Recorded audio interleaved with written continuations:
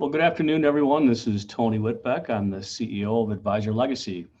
And with me today is Todd Doherty, and Todd is our M&A expert. And you'll notice the title of today's presentation is 10 Steps Before You Buy a Practice, or really how to prepare to buy a practice. Todd's going to take us through the majority of the content today. But before he does that, I want to tell you a little bit about Advisor Legacy. Before I do that, I just want to let you know that if you'd like to ask a question, you can go to the control panel and there's a Q&A button and you can type in a question and then we'll do our best to answer it. We'll either answer it directly online or we'll read the question aloud and do our best to answer it. So feel free to participate through the Q&A panel on the system software. So let's go ahead and get started. I'm just going to spend 30 to 60 seconds telling you a little bit about Advisor Legacy. So we are a full service M&A firm that offers a wide variety of services, and we offer those services at all phases of someone's career. So whether they're growing and scaling their business, or whether they're trying to preserve their brand, or whether they're ready to hang it up and they want to leave a legacy. So we offer acquisition consulting, we have buying opportunities, we have legal and lending support, we have continuity plans, and we have deal support. And deal support is helping the buyer and seller that have already found each other consummate a deal. We do hundreds of business valuations every year. Again, we do continuity planning. We do both internal and external succession planning. If someone's interested in selling their practice when they want to leave a legacy, we help them find a buyer. We can actually handle all aspects of the sale. We can provide deal support and legal support, and we even have an escrow service, which is oftentimes used when financing the acquisition of a practice. So there's very little that we can't do when it comes to the M&A world or the succession and acquisition business. So hopefully today what you're going to learn is how you can become a good buyer and how to prepare your practice to make an acquisition. So with that, I'm going to turn it over to Todd, and he's going to take you through the remaining content. Todd? Thank you, Tony, and thanks to all of you for taking time out of your schedule to join us today. As you can see in the various services that Tony described that we're involved in, including our own practice sales and consulting for acquisition and succession, we've been involved in really hundreds of transactions over the years. And one of the things that we've noted in those transactions is that only a small percentage of the buyer candidates or the buyers are really either prepared or have the proper skill set to make deals happen and to close deals when they get in front of a seller who's a prospect. And even though we're entering into a time of probably the largest opportunity that our industry has seen in respect to the number of practices for sale, you really do have to make the most of each opportunity that you get in front of to make sure that you're going to get a reward for the effort that you put into an acquisition strategy. One of the really simple frameworks that I like to apply to the situation of, negotiating with the seller or, any interaction really that a buyer has with the seller is a simple 3-step process. Number 1 is, do they like you? Number 2, do they trust you? And number 3, can you help them achieve their goals? The goals of the seller are pretty consistent almost across the board, being that the fit and the person who's going to take care of their clients is almost always the primary consideration of a seller, followed by the price and terms of the deal.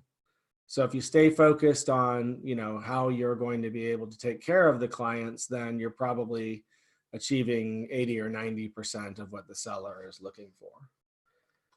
So based on that, we've created this 10-step checklist to help you be better prepared. And in being prepared, hopefully you'll have a more successful outcome with your acquisition strategy. The first item on the checklist is to start with why. Why are you looking for an acquisition? Or maybe more specifically, when the seller asks you, why are you interested? You have to have a good answer to that question. In fact, That's a question that we ask all of our buyer candidates when we interview them for our practice sales. It's unfortunate that the most common answer to that question that we receive is that the buyer is looking to grow. While that may well be true, and it likely is, it's not the answer the seller is certainly looking for. The growth of the buyer is not really their concern, frankly. And what they're looking for again is, why are you looking to, take over their clients and continue their client service legacy? So maybe a more appropriate answer would be that you've developed the systems, you have the team in place, the proper capacity to service more clients and, expand your reach of your own, fantastic client service model, which would certainly be a much better answer than simply wanting to grow. So it's helpful if you have that vision in mind. And one of the ways that I like to really encompass that vision for a buyer is to think about what you want your own practice to look like on the day that you're ready to sell, and how would each acquisition further that goal? How does each one of those acquisitions or potential acquisitions fit into that long-term strategy of your vision for your practice over time? The second item is to define a successful outcome. If you think about, what practice, what are the metrics of a practice that would really be an ideal acquisition for you? Perhaps what is the location of the practice?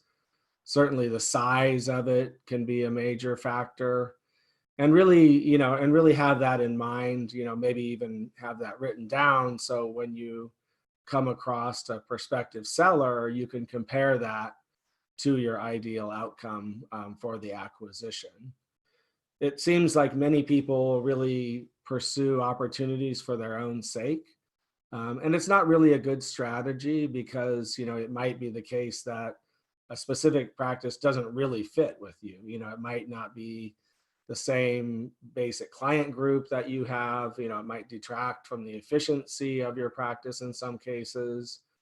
Perhaps the location is not ideal, where you'd have to really extend a lot of services into a new location and increase expenses. There's just a lot of reasons why you shouldn't pursue opportunities for the sake of them, but really have an ideal, vision in mind of what the practice that you want to buy looks like, and try to match that as closely as possible to any opportunities that you might pursue. It's probably not the case that they're going to fit that model exactly, but maybe if they check, 80% of those boxes, then that's a close enough fit to invest the time and resources into that opportunity. The third item, and this is really one of the most critical, is to really understand your capacity for transitioning clients. It's one of those areas where, you don't maybe think about it as much on the front end, but when it happens, it's a very serious consideration, because if you think about a standard practice size, you might have somewhere between 200 and 400 clients. And in the transition, if you purchase the practice, you're going to have to be able to see at least the A and B client groups, probably within a 3 to 6 month time frame. And you're going to have to be able to do that at the same time that you're continuing your existing client service. So knowing what your capacity is for that transition and the ongoing service of those clients is really a critical consideration. You don't want to bite off more than you can chew. In fact, I would say if you're just starting out in acquisitions and you have limited additional capacity, then maybe the best scenario is to start small and then work your way up over the years with, larger and larger acquisitions as you build a more formidable team and have the resources to take those on. And it's one of the things that, most sellers will ask. The question to the buyer candidate is, what's your 30, 60, and 90-day plan? How do you intend to very specifically meet with my clients? Because I want to make sure that you have the ability to do that in a reasonable time frame. And it certainly also protects you from any potential loss of clients and that associated asset attrition if you're able to, have a really meaningful plan about the transition and how you can meet with those clients in a reasonable time frame. The next item is getting to know a lender. And this is one of the things that is not really well understood by many buyers or sellers, frankly, in our marketplace. And that is that most deals today are bank financed, which is a bit of a departure. Probably 6 or 7 years ago, the majority of deals were seller financed because we really didn't have bank financing available in our industry. And we didn't have the lenders that we have today that really focus on our industry as a vertical market. Bank financing is really a great benefit to both sides of the table. For buyers, it eliminates the need for a cash down payment, which can be fairly substantial. And it also provides them a much longer payback term of 10 years versus typical seller financing of 5 years, which greatly increases the buyer's net earnings while they're paying for the acquisition debt service. Sellers certainly like and greatly prefer bank financing because it allows them to not have to act as the bank and hold the note, and they receive the majority of the equity at closing, which is certainly a preference of almost all sellers. So getting to know a lender or lenders is a great idea for someone who's in the acquisition marketplace, and perhaps you can get some level of pre-qualification or at a minimum know what the requirements for being approved for a loan are, so you're prepared with the documents that'll be required for underwriting. It also puts you into more of a competitive advantage as a buyer if you can come to the table with some level of pre-qualification and be able to let the seller know that you'll very likely be able to finance it and there won't be any issues with the check being written. Number 5 is to know your own worth, or the worth of your practice more specifically. And this is an interesting item that I think we probably learned from the buyers that we've worked with over the years, in seeing that those who came to the table who have had valuations completed on their own practice were much more knowledgeable and also better able to apply a value to the practice being sold. Getting a valuation completed for your practice really provides quite a few benefits, but one of the benefits is having a thorough understanding of how practices are valued, so you know how to look at a prospective practice for sale. So a couple of the other things that the valuation can provide is a good understanding of your own expenses of the practice, profitability, and so forth, which might impact your preparedness for an acquisition. And it also sets a benchmark that you can use to compare where is your practice today in respect to the value, and then after an acquisition you can get a subsequent valuation and see what the change in the value has become based on that investment of resources and so forth in the acquisition. And it really gives you a way to compare where you were and then how the acquisition changed the value of the practice. So getting a valuation is a great idea. It certainly can make a big difference in your preparedness to approach a seller. Number 6 is, preparing a communication to a prospective seller. And many of these items you really want to get done in advance of getting in front of a seller. So you're not trying to get these things done at the last minute and you have something prepared and really, thoroughly vetted and so forth. But having some type of a letter written that explains what you're looking for, what your value proposition is, perhaps some information about your own client service model. And one of the things I always suggest here is that you really make it personal. I've seen, some practices that are what I would refer to as serial buyers. They're always pursuing acquisitions, where they have more of almost a corporate brochure on their acquisitions and themselves. And I don't think it comes across quite as well. In fact, it can be a little intimidating to a seller, perhaps, as a more personalized letter. So whenever you have an opportunity to give examples rather than state the facts. I think that carries a lot more weight, helps you make a connection with the seller. For example, if there's, some stories that you have of where you've gone above and beyond in your own client service, to help clients in specific situations, then share those stories. It's going to be a lot more impactful than, talking about your, whether you have a seasonal client service model or that sort of thing, which is good to know, but not as interesting, certainly, as, those kinds of personal stories.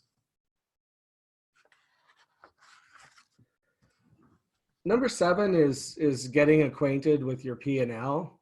This is also part of our own valuation deliverable, but one of the things that we've seen very much in our valuation business is advisors tend to be very good practitioners, but they don't spend much time in general working on the business and really putting on that CEO cap.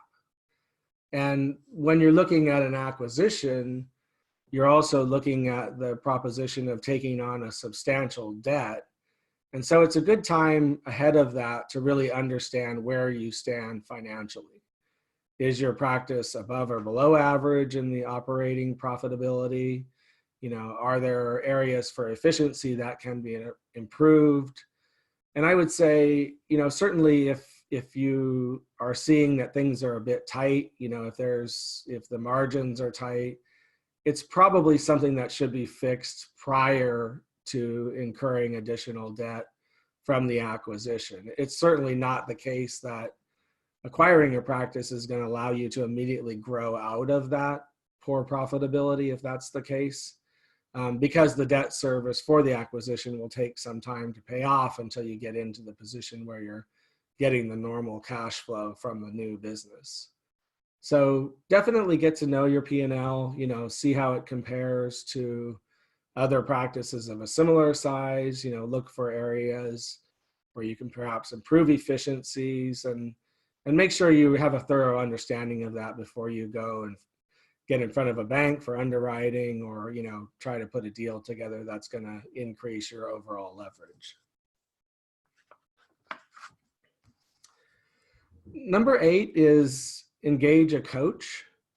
And this is another one of those items that we've seen in our own practice sales, where the buyer candidates who get in front of us, who have really done well and, just come to the table very prepared, put together, really thorough offers, they really present themselves well in the interviews. What we've noticed of a lot of those standout candidates is many of them have an executive coach. And this is close to home for us as well, because it's one of the services that we offer is executive coaching. But those who came to the table and, seem to be very prepared, we've noticed, and a lot of them who have been successful in acquiring practices from us, many of them have engaged coaches of various kinds. And I think the benefits are multiple. You can see where, the coach has worked with them on, having the appropriate capacity for an acquisition. They've worked with them on, coming to the table with a very good presentation and offer and so forth. And then they've also worked with them to help them manage the quantum growth that comes with an acquisition, where it's very helpful if you have somebody in your corner who's, providing good advice on how to handle that growth in a really meaningful fashion. So if you don't currently have a coach and you're really looking at a serious acquisition strategy, might be a good time to consider that. Number 9 is to really have a good understanding of the rules of your broker dealer or custodian in the case of RIAs, and to know, how you can transition assets and client households from one practice into yours. Sometimes those are very straightforward, but there's always going to be those boxes that need to be checked on either side of the table in respect to those platforms and what their requirements might be. For example, in some cases, it might be the case that if there's any client deliverables that are pending for the seller to their clients, that those deliverables might need to be completed prior to the transition of the clients. Just one example, but there are many. And so it's a good step of preparation to meet with the succession or transition department on whatever platform you're on, really get to know and understand what their requirements are and, what they'll need of you when that time comes. So again, you can, when you get in front of a seller candidate, you can speak very knowledgeably and come across as much more prepared than an average candidate. And then number 10 is probably saving the best for last, I think. There are a lot of platforms in our industry today. Certainly we have our own platform for selling practices and Advisor Legacy. There are many others of listing services and so forth that you might get involved in to find opportunities. But given all of that, I think it's still the case that most practice sales are the result of networking and relationship building. So if you're going to execute an acquisition strategy and you want it to be successful, I think it should certainly be a part of that plan. You should take time, perhaps once a month, to meet with, gray-haired advisors in your area or region, get to know them, start building relationships, and really be top of mind when they're ready to pull the trigger on their succession. You might, look into things like if they have a continuity plan and so forth. But really, you have to invest that time into networking to have a successful acquisition strategy. I certainly wouldn't rely solely on, the other platforms and listing services that are out there. While they're helpful, you really need to do the legwork to have a successful strategy. So those are the 10 steps. Hopefully, if you incorporate a number of those steps and do so in advance, you'll come to the table much better prepared, having the skill set and the preparedness to really impress a potential seller and really give them the confidence that you're going to be the person who's going to take care of their client service legacy, which is, again, their primary consideration in the sale of their financial advisory practice. So with that, I'm going to hand it back over to Tony. He'll wrap it up and then open it up for some of your questions. Thank you. Well, thanks, Todd, for that great information. And so in summary, overall, preparation is going to help you stand out. So you want to differentiate yourself by taking the steps to prepare, be ready to tell your story, evaluate opportunities, see if it's the right fit for your practice, and then prepare to scale because it will be a significant impact on your practice, serving perhaps twice the number of clients. Todd mentioned earlier business valuations, and I mentioned we do hundreds of them a year. And so just real quickly, I want to tell you about our valuation service. It's $12.95. It includes both a written report as well as a 1-hour consultation. And it's the 1-hour consultation that I think you will find most valuable. And if you'd like to purchase a valuation, you can go to advisorlegacy.com, and then there's services. You can go to business valuations, and you can place your order right online. We also have something called Advisor Legacy Sales, which is our platform where we help people buy and sell practices. So if you would like to buy a practice, you may want to join. In fact, I would encourage you to join. You can join for free. Just go to advisorlegacysales.com and register yourself as a buyer. So finally, we'll be happy to take some questions. I don't see any questions that are typed in right now, so it appears we don't have any questions. I also would encourage you to try our free online practice value estimator. It's on our website, advisorlegacy.com, and it'll get you in the ballpark in terms of what your practice is worth, but it's something you would never want to use for a major transaction, whether it be a succession plan or the sale of a practice or the purchase of a practice. But it'll give you an idea what your practice is worth. If you're really serious about getting down to brass tacks, then I highly recommend you take advantage of our full service business valuation. So with that, I want to thank everyone for joining our call today. Hopefully you've gained some insights on how you can prepare to be a better buyer, and hopefully we'll hear from some of you soon. Thanks.